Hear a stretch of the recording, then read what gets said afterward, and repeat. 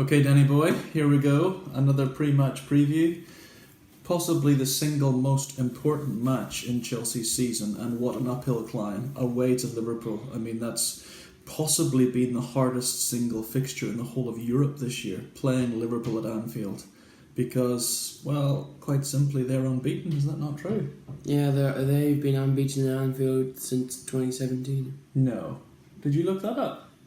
2017? 2017. Oh gosh, that's even scarier than I thought.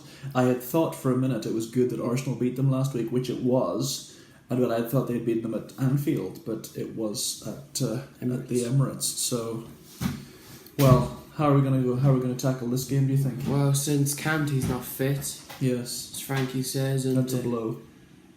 Hudson-Odoi is fit. Do you think he'll start? Do you think Hudson-Odoi will start? Ruben Loftus-Cheek's fit, yeah. You think? Well, I suppose they have to rotate from Sunday because they had a big game. I mean, Wembley's a big pitch, tiring match. They did very, very well, but they're going to be knackered just 3 days after a big Wembley semi-final and all the emotions going into that. I think they should do their same what they did against Man United 3-4-3. With the same players? Not the same players, but just is Tomori fit? He was fit. He was on the bench. I mean, he's had no playing time whatsoever. It seems to me a pretty big match to bring in a guy for his first game in months. I like Tomori a lot, don't get me wrong. Yeah, I think I know what you should do. You should put like Willie in goals and then do Reece James. You're not going to go back to Kepa?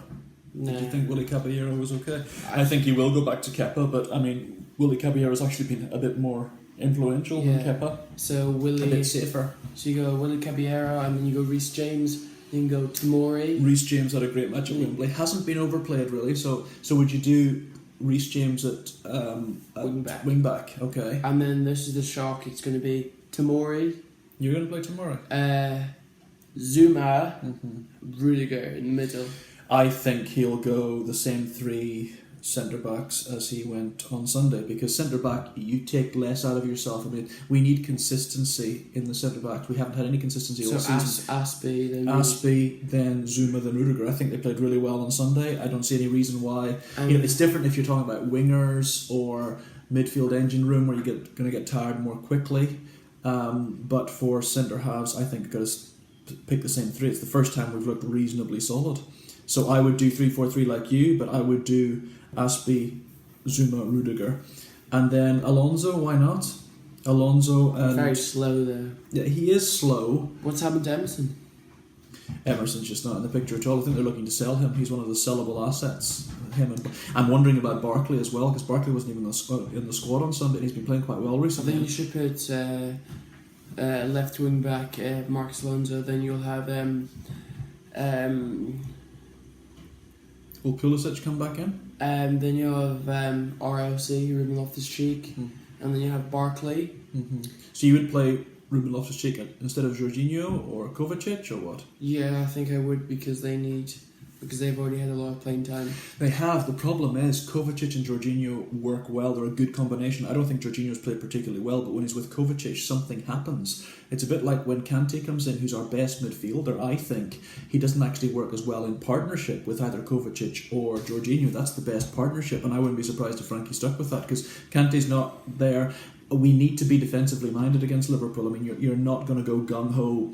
I don't think we're going to do a 4-4-2 or a 4-2-3-1 even. I think we will do the 3-4-3. We'll be defensive. We'll let Liverpool come on to us, and then we'll try and catch them on the counter. I think that's the only way. And a draw would be really important for Chelsea, actually. I mean, I think a draw is gettable. And if we got a draw, that means that even if we lost to Wolves, Leicester and Man U on the final day of the season can't just play out a draw. Do you see what I mean? Because they've both got better goal difference than us. If we were beaten by Liverpool and by Wolves, then they could just play out a draw. They've both got better goal difference and they go ahead of us. So that's the scary thing. If we could get a draw against Liverpool, it would give us a lot more leverage, because I think hopefully Man U will beat Leicester last day of the season. But it's going to come down to that. I wouldn't be surprised at all if it'll come down to Chelsea having to beat Wolves at Stamford Bridge. I don't think realistically they'll beat Liverpool. Do you think so? Well, I think we could beat them. I'm not saying we couldn't, but I'm saying statistical probability on the day, of course, that Liverpool are going to lift the title.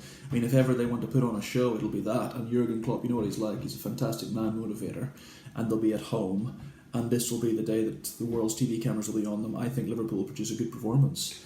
I think they'll play a bad team, sort of like Milamino. He'll play. Do you think so? I don't. I think they'll play full strength. I think they'll play absolutely full strength for this one because what else have they got? They've had a full week between their last match and this one.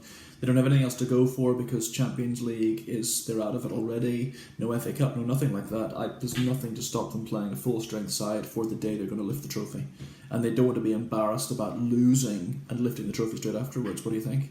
Yeah. So as we're talking about midfielders, for Chelsea, I now think it should be Barkley and Mount. Okay. And then you Pulisic, Giroud, and Callum, because Callum is actually... You like Hudson-Odoi, don't you? Callum is actually the fastest player at Chelsea. I mean, there were rumours today that Hudson-Odoi is unhappy, he's not getting enough playing time, and I think that's probably true.